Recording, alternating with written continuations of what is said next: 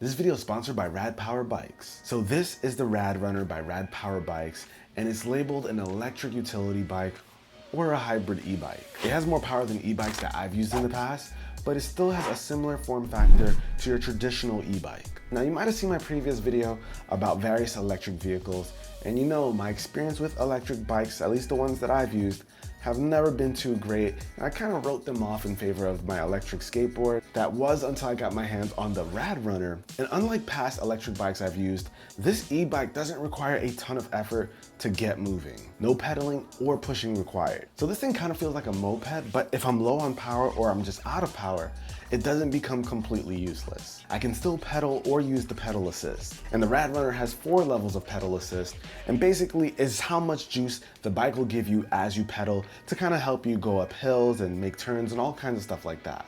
The RadRunner can go a max speed of 20 miles per hour, and according to the site, it should go anywhere between 25 and 45 miles on a single charge. Now, I haven't needed to travel that far and pretty much take this thing in shorter distances, and I haven't had to charge it in a long time. So those are the specs, but just taking a look at the bike, I'm really digging how low-key it is. The color scheme is awesome, and you wouldn't exactly know that it's an electric bike unless you're familiar with the brand or e-bikes in general. It's obviously packed with tech, but it isn't crazy flashy. There's this LED display that'll give you essential info like the battery charge level, pedal assist level, and the light indicator. There's a passenger package that allows you to have a passenger along for the ride without sacrificing yours or their comfort. If I want to be the same level as the passenger, like Ari, I can do that, but if I want the standard riding height, I can just raise the seat. And riding this bike, guys, let me tell you, it is fun. The tires are semi-fat, so you don't feel every bump as you ride, and it's overall just really comfortable. I've been riding this thing a lot and on various surfaces, and it's been just fine.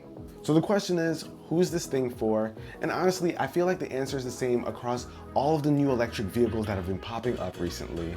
I feel like if you're someone who doesn't commute crazy long distances or drive, this thing is a great option if you just want to run quick errands or get from point A to point B if it's not that far.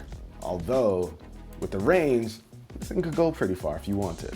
I use my skateboard for quick errands all the time. I'm not gonna lie, I can easily see this thing replacing it just because of the overall comfort. Not to mention, it's probably safer, which I'm sure Ari likes. Now, this is $1,300, which may sound like a lot at first, but once you compare it to other e-bikes in this category, it's actually a really, really affordable option. I mean, there are electric scooters out there that cost $1,600. Let that sink in. But I definitely think this could be one of those things that you use very often, and it'll be absolutely worth it. Take it from someone who's tried and owns a lot of electric vehicles. Like I said, it's comfortable, super easy to use, and it's really convenient. Like, I am really happy that it has that accelerator so that I can just go without pedaling. Like, that's all I wanted. But if you guys are interested in learning more or even picking one up, head on over to radpowerbikes.com/UrAvgConsumer. I'll of course have it linked in the description. But hopefully you guys enjoyed it, and if you did, be the cool guy or girl that gives it a thumbs up. And I'm gonna catch you guys in the next one. Till then, it's your average consumer. Peace.